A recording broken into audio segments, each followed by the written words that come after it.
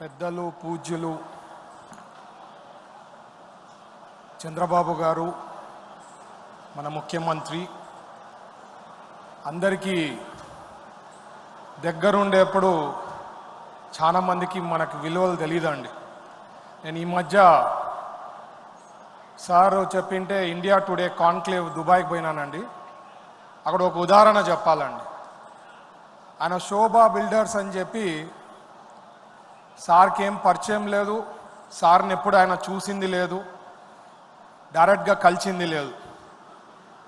మాటల్లో డిస్కషన్ జరుగుతున్నప్పుడు నాకు ఆంధ్రప్రదేశ్కి ఒక 100 కోట్లు విరాళం ఇవ్వాలండి, డొనేషన్ ఇవ్వాలా అన్నారు. ఏం సార్ అంటే, మీరు తీవ్రంగా నష్టపోయినారు, చంద్రబాబు గారు లాంటి లీడర్షిప్ అట్లాంటి ముఖ్యమంత్రి is very very important leader, 100 కోట్లు నేను విరాళం ఇస్తాం, మీరు సార్ని అడిగి ఏ రకంగా డెవలప్ చేసేదానికి పెట్టుబడులు పెట్టేదానికి ఫ్రీగా 100 crores ఇన్ అమరావతి చేస్తానని చెప్పి నాకు చెప్పడం జరిగిందండి. సో ఎందుకంటున్నా అంటే ప్రజలందరూ కూడా తెలుసుకోవాలండి ఏ రకంగా కష్టపడుతున్నారు చంద్రబాబు గారు అనేది. మనం చాలామంది మిస్ అవుతుంటాము. మనము క్యాడర్ అనుకోండి లేకపోతే లీడర్స్ అనుకోండి, మంచి పనులు చేసేవి ఖచ్చితంగా తీసుకోపోతూ రెగ్యులర్గా చెప్తా ఉంటేనే దానికి తెలిసేదానికి అవకాశం ఉంటుందండి. అట్లాంటి లీడర్, అట్లాంటి ముఖ్యమంత్రి మనకు ఉండేదానికి మనం అందరం కూడా చాలా అదృష్టంగా చేస్తున్నామని చెప్పి నేను చెప్పదలుచుకున్నాను. అలాగే లోకేష్ గారు యువగలం పాదయాత్ర చేసేటప్పుడు స్టార్టింగ్లో ఏం చెప్పారండి, అందరూ ఒక వారం రోజులో 2 వారాల్లో చేసేస్తారు, అయిపోతుంది, ఇంకా చెయ్యరు, దాని తర్వాత రెస్ట్ తీసుకుంటారని చెప్పినారు. పట్టుదలతో దాదాపు 3000 కిలోమీటర్ల పైన ఆయన పాదయాత్ర చేయడం, కలిసిపోవడం, ప్రజల్లో ఏం ఇష్యూస్ ఉన్నాయో తెలుసుకోవడం, ఒక ఫుల్ మోల్డ్ అయిపోతారండి. అట్లాంటి బాధలన్నీ ఫేస్ చేసినప్పుడు, కష్టాలన్నీ చూసినప్పుడు ఫుల్గా మోల్డ్ అయిపోతారు. అట్లాంటిది నారా లోకేష్ గారు. నా మిత్రులు చెప్తుండ్రనమాట, ఈ సంవత్సరం అయింది, ఎప్పుడైతే అవకాశం ఉంటే ఈ మాట చెప్పమన్నాడు, నువ్వు మొగాడ్రా బుజ్జి అని చెప్పి చెప్పమన్నారనమాట లోకేష్ గారికి. అది చాలా మందికి అర్థమవుతుంది ఏమనేది. సంవత్సరం అయింది, ఈ మాట ఎప్పుడైతే పాసిబిలిటీ ఉంటే చెప్పండి అని చెప్పి చెప్పినారు.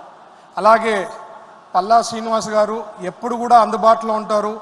ఫోన్ చేసినప్పుడు అంతా కూడా ఒకవేళ మిస్ కాల్ ఉన్నా రిటర్న్ చేసి అందుబాటులో ఉండేదానికి పల్లా శ్రీనివాస్ గారికి, వేదికలను అలంకరించిన సహచర మంత్రివర్యులు, తర్వాత మిత్రులు, ఎమ్మెల్యేలు, ఎమ్మెల్సీలు, కార్పొరేషన్ చైర్మన్స్ అందరికీ నా నమస్కారాలండి. ఇక్కడ విచ్చేసిన ముఖ్యంగా తెలుగుదేశం పార్టీ కుటుంబ సభ్యులకి అందరికీ నా నమస్కారాలండి. Good afternoon. ముఖ్యంగా మనకి 1 yearలో మన ప్రభుత్వం వచ్చిన తర్వాత చాలామందిని యాజ్ అన్ ఇండస్ట్రీస్ మినిస్టర్గా నేను చాలామందిని కలుస్తుంటానండి. కలిసినప్పుడు కొన్ని వాళ్ళు చెప్పిన బాధలు మీకు కూడా తెలియాలి కదా, నాకు ఒకటి చెప్తే తెలియదు, ప్రజలకు కూడా తెలియాలా ఏమనేది. వాళ్ళు ఏమంటుండ్రంటే, ఫార్ ఈస్ట్లో ఆ కియాలో మీకు తెలుసు కానీ అనంతపూర్లో కియా ఫ్యాక్టరీలో ఇష్యూ అయిన తర్వాత అక్కడ ఫార్ ఈస్ట్ కంట్రీస్లో అసోసియేషన్స్ అందరు కూడా ఒక నిర్ణయం తీసుకున్నారంట, ఎక్కడన్నా పెట్టండి పెట్టుబడులు, ఆంధ్రప్రదేశ్ రాష్ట్రంలో పెట్టద్దని చెప్పి ప్రీవియస్ ప్రభుత్వంలో వాళ్ళ చేసిన డిస్ట్రక్షన్ నుంచి, వాళ్ళ చేసిన విధానం నుంచి మొత్తం ఫార్ ఈస్ట్లో బ్లాక్ లిస్ట్ చేసి పెట్టినారండి మన ఆంధ్రప్రదేశ్ని. ఇది సత్యం అండి, ఎందుకంటే వాళ్ళు వచ్చి చెప్తున్నప్పుడు వాళ్ళ బాధలు వింటుంటాం. అలాగే ఇంకొకళ్ళు ఏం చెప్పారంటే, సార్ మేము మా ఇండిపెండెన్స్ చూసామో లేదో కానీ మాకు రియల్ ఇండిపెండెన్స్ వచ్చినట్లుంది సార్ మాకు మీ ప్రభుత్వం వచ్చిన తర్వాత అని చెప్పి కొంతమంది బిజినెస్ పీపుల్ చెప్పేవాళ్ళు. అలాగే లాస్ట్ టైము ప్రభుత్వంలో వాళ్ళు ముఖ్యమంత్రి గారు కానీ వాళ్ళ విధానం ఎట్లుండేదంటే, ఒకవేళ ఎవరి దగ్గరైనా ఇండస్ట్రియలిస్టులు వస్తే మనము ప్రోటోకాల్ వదిలేసి ఎయిర్పోర్ట్ ఉంటే ఎయిర్పోర్ట్ దగ్గర పోవాలా, వాళ్ళు ల్యాండ్ అవుతున్నారంటే ఇంకెక్కడైనా ఉంటే పోయి వాళ్ళని వెల్కమ్ చెప్పమని చెప్పి మనము మన స్టైల్లో ఉంటుంది.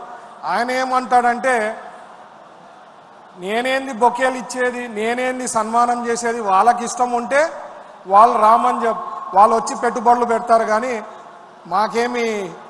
మేమేం చేసే పని లేదు వాళ్ళకి అని చెప్పి ఆ తీరు ఉండేదన్నమాట. అలాగే ఇంకొకటి ఏమంటే అండి, లాస్ట్ టైము ప్రభుత్వంలో ఒక కంపెనీ పెట్టడం జరిగింది. ఆ పేరు చెప్పదలుచుకోలేదు నేను. వాళ్ళకి మనకి ఇప్పుడు పెట్టేటప్పుడు ఏ రకంగా రాయితీలు కావాలా, లేకపోతే ఏ రకంగా బెనిఫిట్స్ కావాలని చెప్పి మనం ఇస్తాం, వాళ్ళతో మాట్లాడి డిసిషన్స్ తీసుకుంటాం. అట్లా కాదు, లాస్ట్ టైం ప్రభుత్వంలో ఆయన పెట్టుబడులు పెట్టేదానికి ఆయనకి ఏదేది వర్తించదో అది జీవో ఇవ్వడం అనమాట. ఆయన ఇప్పుడు లబోదిబో కొట్టుకుంటున్నాడు వచ్చి, సార్ మేము పెట్టాము కంపెనీని, మాకు ఏమి యూస్ఫుల్ లేదు, బెనిఫిట్స్ జీవో ఇచ్చారు, పవర్ సబ్సిడీ ఇచ్చినారు, నాకు క్యాప్టివ్ ఇంటెన్సీ ఉంది, లోకల్ జిఎస్టీ రీఎంబర్స్ చేస్తా అన్నారు, నేను లోకల్లో జిఎస్టీ రీఎంబర్స్ చేసే పరిస్థితి మాకు ఉండదు, ఎందుకంటే మేము ఎక్కువ శాతం ఆంధ్రప్రదేశ్ కాకుండా వేరే కంట్రీస్కి వేరే స్టేట్స్కి ఎక్స్పోర్ట్ చేయడం జరుగుతుంది అని చెప్పినాడు. అంటే వాళ్ళ తీరు మ్యానుఫ్యాక్చరర్స్కి, బిజినెస్ పీపుల్కి అసలు వాళ్ళకి ఏ రకంగా హెల్ప్ చేయాలనే ఉద్దేశం మాత్రం ప్రీవియస్ గవర్నమెంట్కి లేనే లేదండి. అది ఒక ఉదాహరణ చెప్తున్నాను. తర్వాత పాలసీ, ప్రీవియస్ గవర్నమెంట్లో పాలసీ గైడ్లైన్ పాలసీ రిలీజ్ చేయడం జరిగిందండి, టెక్స్టైల్ పాలసీ. ఆ టెక్స్టైల్ పాలసీ ఇచ్చిన తర్వాత గైడ్లైన్స్ ఇవ్వలేదు, ఎట్లా చేయాలా ఏం చేయాలా. అంటే కొత్త కారు మీకు గిఫ్ట్ చేస్తాడు, దాని తాళం మాత్రం వాళ్ళు ఇయ్యరనమాట. ఆ గైడ్లైన్స్ కూడా మా ప్రభుత్వం వచ్చిన తర్వాత చంద్రబాబు గారు రివ్యూ చేసిన తర్వాత గైడ్లైన్స్ ఇవ్వడం జరిగింది. ఇది వాళ్ళ తీరు అనమాట. లాస్ట్ ప్రభుత్వం ఉండే తీరు అంత ఘోరంగా ఇండస్ట్రీస్ని, అంటే వాళ్ళకి పోర్ట్ఫోలియోలో అసలు ఇండస్ట్రీ పోర్ట్ఫోలియో ఉందనేది వాళ్ళు మర్చిపోయినరు అనమాట. ఇదే కాకుండా last time EDB, economic development board అనేది ఒకటి ఉండింది. మన హయాంలో 2014 నుంచి 19లో ఈడీబీకి సంబంధించింది ఓన్లీ 10 మందికే వాళ్ళు పరిమితం చేయడం జరిగిందండి 2019 నుంచి 24లో. మన దాంట్లో 2014 నుంచి 19లో 65 మంది. ఎందుకు ఎకనామిక్ డెవలప్మెంట్ బోర్డు కావాలంటే రాష్ట్రంలో అన్ని పోర్ట్ఫోలియోస్కి సంబంధించింది ప్రమోషన్ చేసేది ఉంటుంది, అది చాలా ఇంపార్టెంట్. కాబట్టి దాన్ని కూడా పక్కన పట్టేసిండ్రు అనమాట ప్రీవియస్ ప్రభుత్వంలో. మన ప్రభుత్వం వచ్చిన తర్వాత దాదాపు ఇప్పుడు 50 మంది పైన పనిచేయడం, అన్ని ఇక్కడే ఇంటర్నేషనల్ కాదు నేషనల్లో కూడా పార్టిసిపేట్ చేసేది కానీ ప్రమోట్ చేసే దాని విధానంలో కానీ ఎకనామిక్ డెవలప్మెంట్ బోర్డు మరీ పరిగెత్తుతా ఉందండి, కష్టపడుతూ ఉంది. ఇప్పుడు కూడా ఒక టీం జపాన్కి పోయిందండి. సో ఇట్లా ప్రీవియస్ ప్రభుత్వం సర్వనాశనం చేసి పెట్టింది. మన ప్రభుత్వం వచ్చిన తర్వాత పాలసీస్ తేవడం జరిగిందండి. అన్ని పాలసీసు గైడ్లైన్స్కి కూడా ఇంపార్టెంట్. ఉట్టి పాలసీస్ రిలీజ్ చేసినట్లు కాకుండా మనం పాలసీస్తో పాటు గైడ్లైన్స్ కూడా ఇవ్వడం జరిగింది. అలాగే మన ముఖ్యమంత్రి గారు చంద్రబాబు గారు ఎప్పుడు కూడా స్పీడ్ ఆఫ్ డూయింగ్ బిజినెస్ అని చెప్పి క్యాప్షన్ చెప్పడం జరిగింది. Speed of doing business, speed of doing things అని. ఎందుకంటే ఒక ప్రాజెక్ట్ ఏదన్నా పెట్టాలా 3 నెలలనో 6 నెలల్లో ఒకవేళ స్పీడ్ తగ్గిందనుకోండి, పొరపాటున 1 సంవత్సరం 2 సంవత్సరాలు పోయిందనుకో వడ్డీనే కొన్ని కోట్లు అవుతుందండి. ఫర్ ఎగ్జాంపుల్ మా కర్నూలులో శ్రీరాజ్ స్టీల్ది ఏదైతే 2014 నుంచి 19 వరకు మనం ఇచ్చిండే హామీలు చెప్పిండే అవి నెరవేర్చక దాదాపు 2-3 ఏండ్లు ప్రాజెక్టు డిలే కావడంతో కొన్ని కోట్లు వాళ్ళకి ఎక్స్ట్రా కావడం జరిగింది.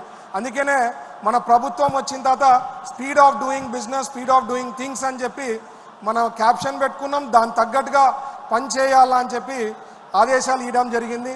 అదే కాకుండా లెస్ దెన్ 1 ఇయర్లో అండి 9,40,000 కోట్లు పెట్టుబడులు రావడం జరిగిందండి. 9,40,000 crores. ఇవన్నీ మామూలుగా ఏదన్నా గవర్నమెంట్ ఒక 5 ఏళ్లలో 3 లక్షల నుంచి 4 లక్షల కోట్లు కానీ చేస్తే అది సూపర్ గవర్నమెంట్ అంటారు, అది చాలా బాగా చేసినారు అంటారు. మేము సంవత్సరం తిరగకుండా ముందే దాదాపు 9,40,000 కోట్లు క్యాబినెట్లు కానీ ఎస్ఐపిబి కానీ ఎస్ఐపిసిలో క్లియర్ అయ్యి అవి రెడీ ఉన్నాయి. అవన్నీ కూడా ప్రాజెక్టులు సార్ ఏం చెప్పారంటే 1000 కోట్ల పైన ఏదన్నా ఉంటే 1000 కోట్ల పైన ఉంటే డెడికేటెడ్ పర్సన్ని దానికి అప్పచెప్పి తొందరగా కంప్లీట్ చేయాలా, అన్నీ కూడా ప్రాజెక్ట్స్ 2028 లోపల కంప్లీట్ చేయాలనే ఉద్దేశం మనకుందన్నమాట. అలాగే వన్ ఫ్యామిలీ వన్ ఎంటర్ప్రెన్యూర్ అని చెప్పి చెప్పడం జరిగింది.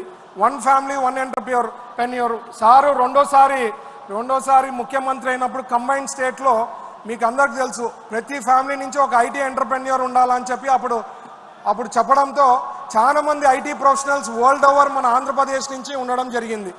ఇప్పుడు మనకు వచ్చి వన్ ఫ్యామిలీ వన్ ఎంటర్ప్రెన్యూర్ అనేది ఉద్దేశంతో 175 నియోజకవర్గాలలో ఎంఎస్ఎంఈ పార్క్స్ కూడా ఏర్పాటు చేయాలని చెప్పి ప్లాన్ చేయడం జరిగింది. దాని తగ్గట్టుగా ఈ మధ్యనే 11 ఇనాగ్రేట్ చేయడం జరిగింది. ఇంకా 39 ఫౌండేషన్ స్టోన్ వేయడం జరిగిందండి. ఇంకొకటి లాస్ట్ వచ్చి సార్ ఏం చెప్పారంటే మనకి పెట్టుబడులు ఏదైతే పెట్టారో రాయితీలు ఇస్తామని చెప్పినారో లాస్ట్ 10 ఏళ్ల నుంచి 5,000 కోట్లు త్వరలో ప్లాన్ చేసి రిలీజ్ చేయాలని చెప్పడం జరిగింది. తొందరలో ఎవరైతే ఎలిజిబుల్ ఉండే వాళ్ళు వచ్చే ఇన్సెంటివ్స్ ఏమున్నాయో 5,000 crores ఇవ్వడం జరుగుతుంది.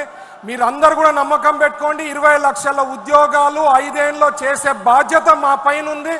మా అందరు మంత్రులు కూడా కష్టపడుతున్నారు. చంద్రబాబు గారికి ఒక ఐడియా ఉంది, ఒక విజన్ ఉంది. విజనరీ లీడర్కే అది పాసిబుల్. మీరందరూ కూడా ఆశీస్సులు మా పైన ఉండాలని చెప్పి, ఓర్పు సహనం అనేది ఉండాలని చెప్పి కోరుకుంటూ ఈ అవకాశం ఇచ్చిన పెద్దలకి అందరికీ ధన్యవాదాలండి. Thank you. జై హింద్. జై చంద్రబాబు గారు. జై లోకేష్ గారు.